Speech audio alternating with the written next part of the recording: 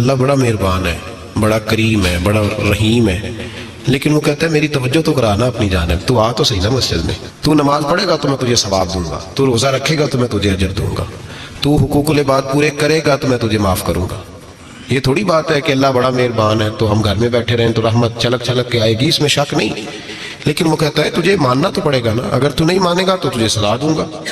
ایک تو وارث والے بنے، لاوارث نہ بنے، اور دوسرا یہ خیال کریں کہ اگر میرا کوئی وارث ہے، میرے اگر کوئی آقا ہیں تو میں نے کس حد تک ان کی توجہ اپنی جانب کرائی ہے۔ اعلیٰ حضرت فرماتے ہیں کیسے آقاؤں کا بندہ ہو رضا، بول بالے میری سرکاروں کے۔ نسبت بندے کو بچا دیتی ہے۔ جب کسی کا کوئی وارث ہوتا ہے تو لوگ کہتے ہیں سطحی خیرہ، میں کہتا ہوں اسے ساری خیر ہی ہوتی ہے، 7-8 نہیں، ساری خیر ہی ہوتی ہے۔ مجھے دشمنوں نہ چھیڑو، میرا ہے کوئی جہاں میں۔ جب کوئی وارث ہوتا ہے نا تو پھر انسان بچا رہتا ہے۔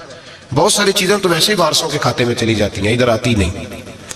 بہت ساری چیزیں تو ویسے وارثوں کے کھاتے میں چلی جاتی ہیں، وارثوں کے کھاتے میں۔ حضرت بابا بلے شاہ صاحب فرمایا کرتے تھے، بلے شاہ دیو جانے میں نے اپنی توڑ نبھا لیندے۔ یاد رکھیں لاوارث اور بے وارث نہ بنے۔ جو بچہ باپ کے گھر کے اندر رہتا ہے، چھتری کے نیچے رہتا ہے، جو کہتا ہے میں ابا جی کے ساتھ ہوں، میں ادھر بیٹھا ہوں آپ کے ساتھ ہوں، باپ بھی خیال کرتا ہے، وہ کہتا ہے ٹھیک ہے میرا بیٹا ہے، اس کی ضرورتوں کا خیال کرتا ہے۔ جو بیٹا اپنے 4 برتن لے کے علیحدہ ہو جائے تو ابا جی پتہ اسے کیا کہتے ہیں، کما دے کھا موج کر۔ اب کماؤ اور کھاؤ بات ختم ہو گئی، جب تک تو میری چھتری کے نیچے تھا، میری ذمہ داری میں تھا، اب موج کرو۔ اور بعض باپ ایسے بھی ہوتے ہیں جو کہتے ہیں بھائی وہ علیحدہ ہے، میرا اس کے سیاہ سفید سے کوئی تعلق، علیحدہ نہ ہو جائے، کبھی بھی علیحدہ نہ ہو جائے۔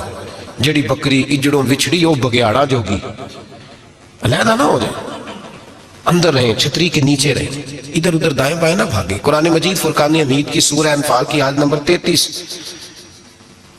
کفار مکہ نبی پاک صلی اللہ تعالی علیہ وسلم سے کہتے تھے کہ اگر ٹھیک ہے ہم نہیں مانتے معاذ اللہ تو آپ اللہ سے کہیں ہم پہ پتھر نازل کریں، آپ کہیں اللہ سے عذاب نازل کریں، کہیں اللہ سے۔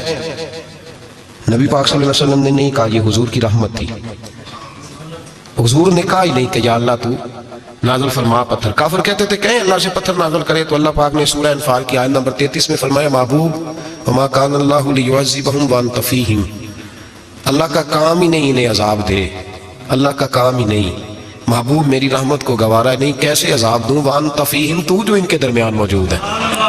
محبوب جب تک تو مکے میں موجود ہے، مدینے میں موجود ہے، میں انہیں عذاب نہیں دوں گا، یہ مانگیں گے بھی تو میں انہیں عذاب۔ اللہ تو کافر کو عذاب نہیں دیتا مصطفیٰ کی برکت سے، اللہ تو کافر کو۔ بلکہ ایک نقطہ ہمارے مفسرین نے بیان کیا ہے، نبی پاک صلی اللہ علیہ وسلم طائف تشریف لے گئے تو حضور سید عالم صلی اللہ علیہ وسلم نے ان کو تبلیغ کی، انہوں نے جواب میں پتھر مارے، حضور کو لہو لہان کر دیا، حضور واپس تشریف لائے۔ حضرت زید بن حارثہ رضی اللہ تعالیٰ عنہ ساتھ تھے، کہتے ہیں جب واپس آئے تو اللہ پاک نے حضرت جبریل امین کو بھیجا، کہا میرے محبوب سے جا کے پوچھو کہ حبیب اگر تو کہتا ہے نا تو میں ان کو 2 پہاڑیوں کے بیچ رکھ کے مسل دیتا ہوں، 2 پہاڑیوں کے درمیان رکھ کے پیس دیتا ہوں، تباہ کر دیتا ہوں ساری بستی طائف کی، اگر تو کہتا ہے مسل دیتا ہوں ساری بستی، تو اگر کہتا ہے تو۔ حضور نے فرمایا نہیں یا اللہ، چلو یہ نہیں مانتے، ان کی آنے والی نسلیں ہی مان جائیں گی، یہ نہیں۔ اب ہمارے مفسرین نے یہاں ایک جملہ لکھا ہے، ہمارے بزرگ فرماتے ہیں جو رب کافر کو عذاب نہیں دیتا بغیر محبوب کے مشورے کے، کافر کو عذاب نہیں دیتا محبوب کے مشورے کے بغیر، تو مسلمانوں کو کیسے عذاب دے گا؟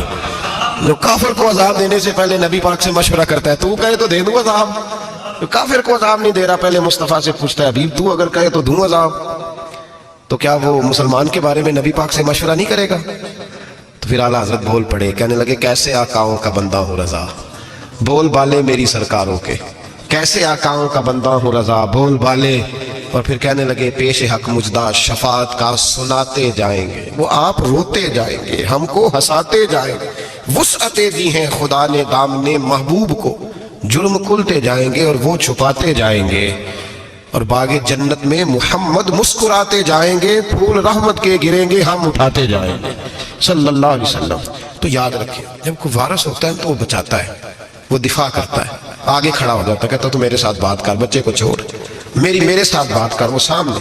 اور ویسے بھی بندہ غیور ہوتا ہے، یار مجھے زیادہ تو نہیں चले मैं इतना सियाना तो नहीं, इतना मुझे जरूर पता है कि छोटे भाई को खुद रख के ना कई दफा बंदा टांगों के नीचे तो ठुड्डों और मुक्कों से फैंटी लगाता है, नाक से खून भी निकाल देता है अपने भाई को। लेकिन गली में अगर कोई और थप्पड़ मारे तो बंदा कहता तेरी ताकत कैसे हुई, मेरे भाई को हाथ लगाया तूने, तेरी जरूरत कैसे। डंडा लेके बंदा अपने बेटे पे सारा डंडा ही तोड़ देता है मार मार के। तू गलत काम करता है। बाहर अगर कोई मैली आंख से देखे, मैली आंख, वारस जींदे हों तो बूटे सुकदे नहीं। जब कोई वारस होता है तो कहता है ना भाई ना, सवाल ही नहीं पैदा होता, हो ही नहीं सकता। मेरे हज़रत साहब फरमाया करते थे हम तो उन वारसों के मानने वाले हैं कि जब कब्र में जाते हैं तो वारस सराहने आके खड़े होते हैं, कहते हैं या रसूल अल्लाह ये आपके दरवाजे का गुलाम है, मैंने खुद बाजू पकड़ के गुलाम बनाया है। ये कैसे हो जाता है? वो वारस आके खड़े हो जाते हैं खुद। और मैंने कई दफा सुनाई है बात, मौलवी अशरफ अली थानवी ने लिखा है, गौसे आजम रज़ी अल्लाह तआला अन्हु का धोबी कपड़े धोता था, फौत हो गया तो कब्र में फरिश्ते ने आके पूछा मन रब्बू का, कहने लगा जी मैं तो अब्दुल कादिर जिलानी का धोबी हूं। फिर पूछा माँ दीनू का, कहने लगा सारी जिंदगी गौस के कपड़े धोए, मैं उसके कपड़े धोता रहा हूं। उसने कहा मैं रब और दीन पूछता हूं तो अब्दुल कादिर का बताता है। मौलवी अशरफ अली थानवी कहते हैं कि हजरत गौसे आजम रज़ी अल्लाह तआला अन्हु खुद कब्र में आए और कहने लगे तुम्हें समझ नहीं आ रही, तुम्हें बता तो रहा है कि अब्दुल कादिर के तो कोई दरवाजे के पास से गुजर जाए तो उसे खुदा याद आ जाता है, इसने तो सारी जिंदगी कपड़े धो के दिए, इसे नहीं पता खुदा का। कैसे आकाओं का बंदा हूं रजा, बोल बाले मेरी सरकारों के। कोई वारस होता है जब कोई तेरा वारस होता है फिर तो बहुत सारी जिम्मेदारियां वैसे वारस की होती। जब कोई तेरा वारस होता है, लावारस बन के जिंदगी ना गुजारे। हमने किसी को वारस बनाया ही नहीं, बैत भी रस्मी, अकीदत भी रस्मी, इरादत भी रस्मी, रस्म ही रस्म, नाम लिखवाने के लिए बस कह दिया फलां जगह है। ओ भाई जब कोई वारस होता है तो फिर हालात बदले हुए होते हैं, फिर मिजाज बदले हुए होते हैं। हजरत मिर्जा मजहर जाना फरमाते हैं कि बारिश हुई थी ताजी दिल्ली में, ताजी बारिश हुई थी। एक बाबा लकड़ी के जूते पहने खड़ा हूं, अल्लाहू अल्लाहू अल्लाहू, असी किसी दे कुछ भी नहीं लगते ना कोई साडा दर्दी। बाबा मस्त होके जा रहा, अल्लाहू अल्लाहू करता जा रहा। एक तवाइफ अपने कोठे से उतर के तो सीढ़ियों पे बैठी थी, साथ उसका यार भी बैठा था। बाबा अपनी मस्ती में जा रहा तो बाबा जी के पैरों से कुछ मिट्टी उड़ी तो उस औरत के कपड़ों पे पड़ गई। परवाह नहीं, बुजुर्ग गुजर रहे, वो यार उसका दौड़ा हुआ आया, उसने आकर थप्पड़ मारा, का ख्याल नहीं सारे उसके कपड़े आलूदा कर दिए, तू किधर, तेरा दिमाग नहीं ठीक। बाबे ने नजर उठाई, का बेटे मैंने देखा नहीं, चल अल्लाह तेरा भला करे, तूने बदला ले लिया।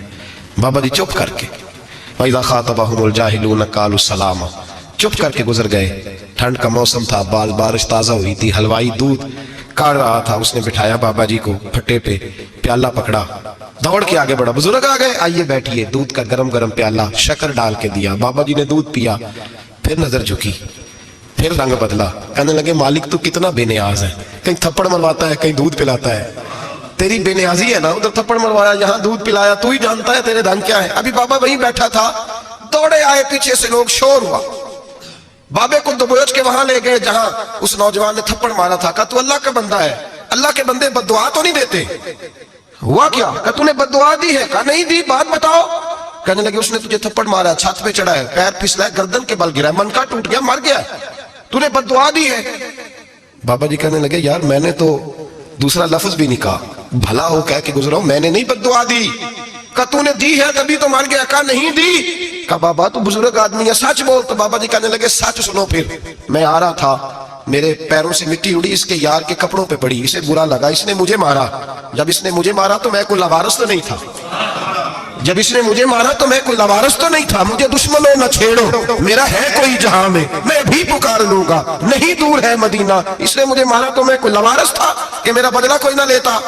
इसने मुझे मारा है तो मेरे यार को बुरा लगा तो उसने इसे मार दिया है, मेरी तो गलती कोई नहीं, यारों यारों का झगड़ा है, ये तो दोस्तों का झगड़ा है, ये तो यारों का झगड़ा है, कोई गलती नहीं मेरी, कोई गलती नहीं। खश खश जिन्ना कदर नहीं मेरा, ये मेरे साहब नू वडियाइयां, मैं ते गलियां दा रूड़ा कूड़ा, मैं गलियां दा रूड़ा कूड़ा, मैनू महल चढ़ाया है साइया, मैनू महल चढ़ाया साइया। फरमाया इसने मुझे लवारस समझा था कि थप्पड़ मार के गुजर जाए, मेरा कोई पूछेगा ही नहीं। मेरे रसूल पाक अलैहिस्सलाम के बारे में रब फरमाता है भी मैं तो तेरे हो तू वे काफिर को सजा नहीं देता कि तू मौजूद है। याद रखें, हजरत फुज़ैल बिन अय्याज़ फरमाते हैं एक जवान था,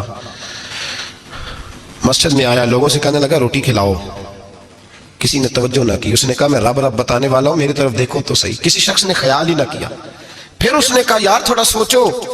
नमाजियों से कहा, अहले इलाका से कहा, उन्होंने तेरी तरह के बड़े दरवेश देखे, مسجد کے محراب میں وہ رب کریم کا بندہ انتقال کر گیا. جب فوت ہو گیا نا، لوگوں کا مزاج ہے بیمار کو دوائی نہیں دیتے، جنازے پہ وقت پہ پہنچ جاتے ہیں. جب کوئی گر رہا ہوتا ہے تو سہارا کوئی نہیں دیتا، جب کوئی گر جاتا ہے ٹانگ ٹوٹ جاتی ہے تو تیمارداری کو زمانہ پہنچ جاتا ہے. اور بزرگ وہ نوجوان اللہ کا نیک بندہ مسجد کے محراب میں فوت ہو گیا. حضرت فضیل ابن عیاض کہتے ہیں امام صاحب نے اعلان کیا چندہ دو، کوئی لاوارث فوت ہو گیا، کفن دینا. چندہ اکٹھا ہوا، کفن خریدا، جنازہ پڑا. عشاء کے بعد دفن کر کے آئے. فجر کی نماز کے لیے جب امام اور مؤذن مسجد میں آئے تو چیخیں مارنے لگے، تڑپنے لگے. دور دور تک آوازیں پھیل گئی، دنیا دوڑی آئی. کیا ہوا؟ کہنے لگے وہ جو تم نے کفن پہنایا تھا وہ یہاں پڑا ہوا ہے، اور دیکھو کفن پہ تحریر لکھی ہے. تحریر کیا ہے؟ عرش کے مالک نے فرمایا میرے دوست نے روٹی مانگی، تم نے دی نہیں. اس نے تمہیں میرے قریب کرنے کے لیے اپنی طرف توجہ کرائی، تم نے کی نہیں. اور میرا یار تمہارے کفن کا محتاج تھا، سنبھال کے رکھو اپنا کفن، میں نے اسے جنت کا لباس عطا فرما دیا، سنبھال کے رکھو. یہ کوئی لاوارثوں کا ٹولہ ہے؟ یاد رکھیں جو وارث والے ہیں، وارث والے ان کا رنگ اور ہے، جو ماننے والے ہیں ان کا مزاج ہے اور اپنی زندگی لاوارثوں کی طرح نہیں گزارے. تھوڑا سا ادھر گیا تھا تو پھر تھوڑا سا ادھر گیا تھا تو تھوڑا سا. یہ کیا بات ہے؟ یہ کیا بات ہے؟ اپنے آپ کو، اپنی نسبت کو، اپنے عقیدے کو مضبوط رکھیں. 1 انچ کے لیے اعلیٰ حضرت فاضل بریلوی رحمت اللہ علیہ کے مکان کی دیوار گر گئی. ایک کونا مکان کا، آپ جانتے ہیں پرانی دیواریں چھوٹی ہوتی تھی اور بارشوں میں اکثر گھروں کی دیواریں گری ہوئی ہوتی تھی. ایک سائیڈ کی دیوار گر گئی تو اس کونے میں ہندوؤں کا گھر تھا. اب مستری صاحب رات کو آئے، ان سے بات ہوئی تو کہنے لگے سویرے کام شروع کروں گا.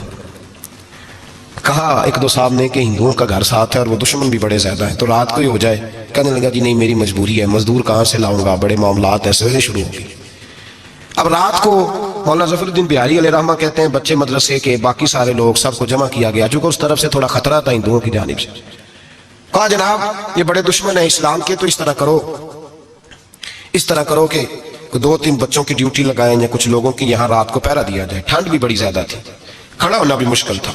اعلیٰ حضرت رحمت اللہ علیہ عشاء کی نماز کے بعد جلدی حجرہ خاص میں تشریف لے جاتے تھے. اس رات جب دیکھا نا باہر شور ہو رہا ہے تو اسی طرح سر پہ ایک رومال لپیٹا تو باہر آ گئے. کہنے لگے کیا شور ہے؟ کہ حضور سردی ذرا زیادہ ہے تو یہاں کسی کی ڈیوٹی لگانی ہے پہرے کی. 2 منٹ خاموش رہے، پھر فرمانے لگے کوئی ضرورت نہیں، جاؤ سو جاؤ سارے جا کے، کوئی ضرورت نہیں، جاؤ اپنے اپنے گھروں کو، کوئی حاجت نہیں، پہنچ جاؤ. کہا حضور مہربانی کرے، وہ طے ہونے لگا تھا. فرمایا میری وجہ سے کیوں کوئی ساری رات بیدار رہے، جاؤ تمہیں کہا نا آرام کرو. لوگ سو گئے. صبح فجر کی نماز پڑھ کے اعلیٰ حضرت رحمت اللہ تعالیٰ علیہ جب سیڑھیاں اتر رہے تھے رضا مسجد کی، تو وہ جس ہندو کی جانب سے زیادہ خطرہ تھا وہ سیڑھیوں پہ بیٹھا تھا، مسجد کی سیڑھیوں پہ. سب لوگوں کی توجہ ہو گئی. کہنے لگا مولانا میں کلمہ پڑھنے آیا ہوں، مجھے کلمہ پڑھا کے مسلمان کر دو، میں کلمہ پڑھنے آیا ہوں، مسلمان کریں. لوگوں کی توجہ. اعلیٰ فرمانے لگے نہیں ابھی تو انتظار کر، تھوڑی دیر کے اچھی طرح سوچ لے، جذباتی فیصلہ نہ کر، یہ تو آ رہا ہے. یہ کہہ کے جب 2 سیڑھیاں نیچے اترے اس کے پاس سے تو اس نے پیر تھام لیے. کہنے لگا اب ایسے تو نہ کرو، رونے لگا. اعلیٰ حضرت رحمت اللہ نے کلمہ پڑھایا، کچھ باتوں کی نصیحت فرمائی، تشریف لے گئے. گھیرنے والے گھیر کے بیٹھ گئے. کہنے لگے ہمیں بھی بتا بدلا کیسے ہے. کہنے لگا دیوار گر گئی، آدھی رات تک انتظار کرتا رہا، پہرے دار کوئی نہیں، تو 2 تلواریں لے کر جب میں ان کے مکان کی جانب بڑھا، میں نے کہا آج گردن کاٹوں گا اور کاٹ کر کے نکلوں گا. کہتے جب میں قریب آیا تو 2 شیر کھڑے تھے، اوپر سے پلٹ کے آیا تو پھر کھڑے تھے، ادھر سے پلٹ کے آیا تو پھر کھڑے تھے. فرماتے ہیں میں 2 گھنٹے کے بعد آیا تو پھر پلٹ کے کھڑے تھے، میں پھر 1 گھنٹے کے بعد آیا، شہری کا وقت ہوگا تو پھر پلٹ کے کھڑے تھے. اب میں ڈر کے بھاگا. کہتے ہیں فاضل بریلوی نے اپنی کھڑکی سے منہ باہر نکالا. کہنے لگے اور کتنا تجربہ کرے گا، مجھے تو لاوارث سمجھتا ہے، لاوارث ہوں میں، اور کتنا تجربہ کرے گا، بس کر مان جا. میں نے کہا حضور یہ کون ہے، مجھے بتائیے تو صحیح یہ کون ہے. تو کہنے لگے میں نے ساری زندگی رسول اللہ کی عظمت کا دفاع کیا ہے، ساری زندگی غوث اعظم کے نعرے لگائے ہیں. ابھی تو یہ مدد صرف غوث پاک جیلانی کی بھیجی ہوئی ہے، ابھی تو غوث اعظم کی بھیجی ہوئی مدد ہے. مولا علی ابھی پیچھے ہیں، 2 جہاں کے محبوب ابھی اس سے پیچھے ہیں، وہ تو ابھی پیچھے ہیں، پیچھے کھڑے ہیں کہ ضرورت پڑی تو ہم بھی تیار بیٹھے ہیں. او بھائی آج رواج ہو گیا، رواج. میں نے 2-4 دن پہلے بھی کہا تھا، لوگ کہتے ہیں نہیں کوئی نہیں ضرورت، سامنے سارا کچھ نظر آ رہا ہے. او خدا کے بندو یاد رکھو نسبت ہے بڑی چیز، جانے تو دو میں. اگر کسی کو نسبت میسر آ گئی نا، نسبت، خالی دامن ہی مل گیا، تیرے ہاتھ میں کچھ ہے تو ہونی چاہیے نا، خالی دامن ہی تجھے کسی کا میسر آ گیا تو تو بچ گیا. اپنی نسبتوں کی حفاظت کریں، ان کو مضبوط کریں، ان پر محنت کریں، ان پر توجہ رکھیں. یہ نسبت جو ہوتی ہے نا، نسبت، یہ دیکھیں نا ایک گتا ہے وہ عام کتاب کو لگا ہوا ہے تو جہاں مرضی رکھ دو، اس کی کوئی قدر نہیں. لیکن جو گتا قرآن مجید کو لگ گیا ہے اس کو بغیر وضو چھونا جائز ہے. ایک پٹھے پہ اینٹ بنی ہے جو باتھ روم میں لگ گئی، وہاں بغیر جوتے کے جایا نہیں جا سکتا، اور جو مسجد میں لگ گئی وہاں جوتے پہن کے جایا نہیں جا سکتا. یہ نسبت ہے بڑی چیز. اگر میسر آئے نصیب ہو اپنی نسبت کو مضبوط کر کے رکھا کریں، اس کی جولانی کا مظاہرہ کیا کریں. اس نسبت میں روز توانائی آنی چاہیے. میں آپ کو بڑی ذمہ داری کے ساتھ ایک بات بتاتا ہوں تجربے کی. ہمیں جتنا کسی نے آ کے کہا ہے نا نسبت کے خلاف، ہماری نسبت اس سے زیادہ مضبوط ہوئی ہے.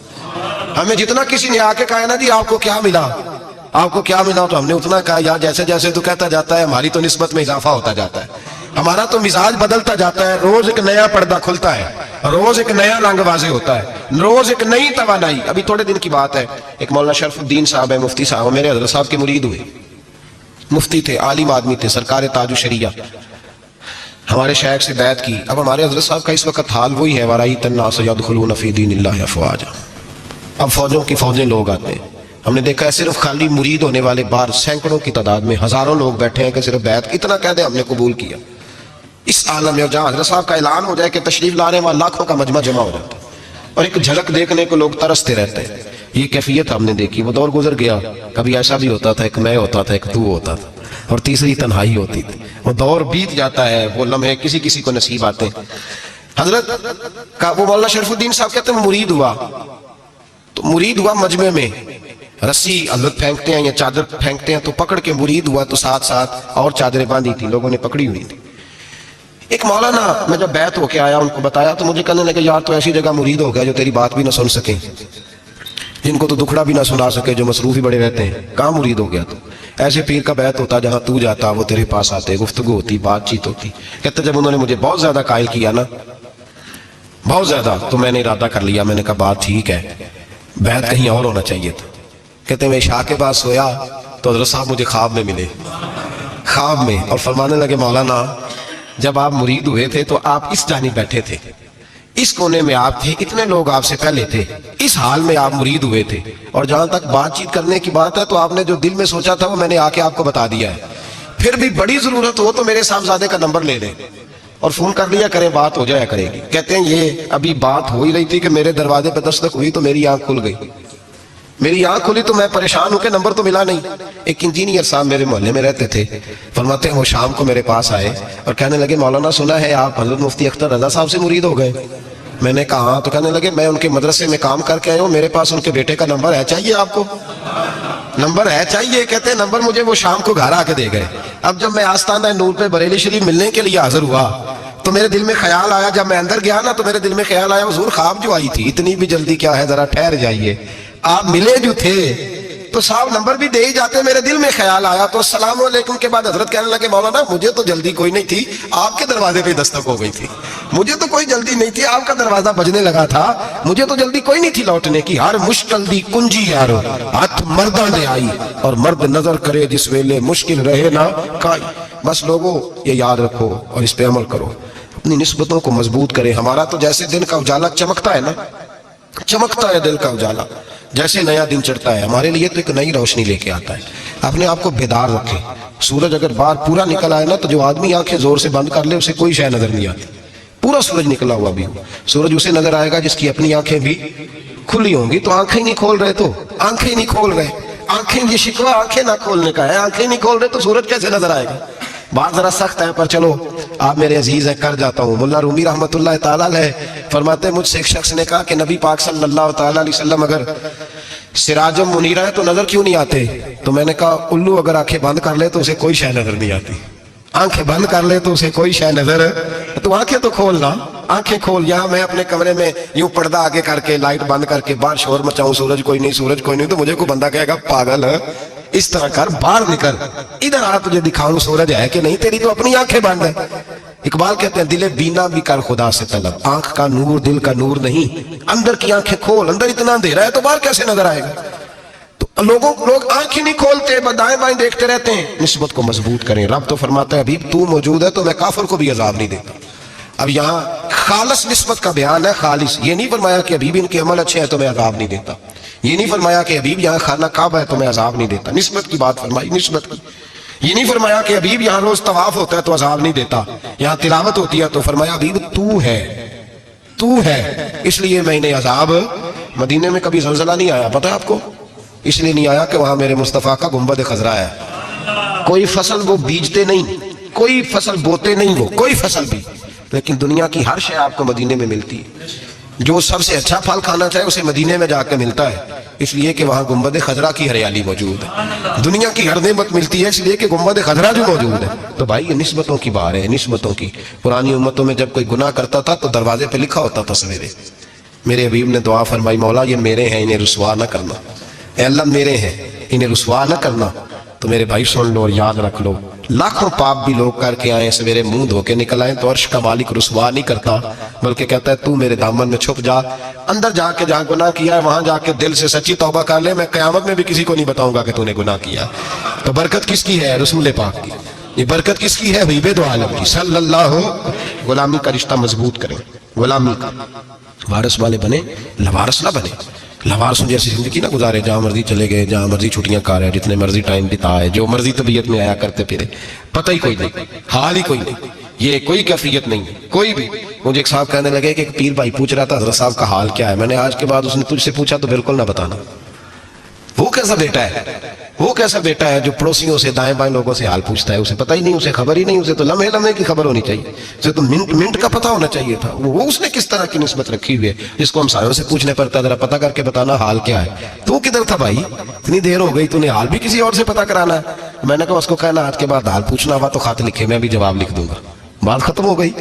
جب دور دور جو رہنا ہے تو ٹھیک ہے، پھر اس طرح نہ تو خدا ہے نہ میرا عشق فرشتوں جیسا، دونوں انسان ہیں تو پھر کیوں اتنے حجابوں میں ملے.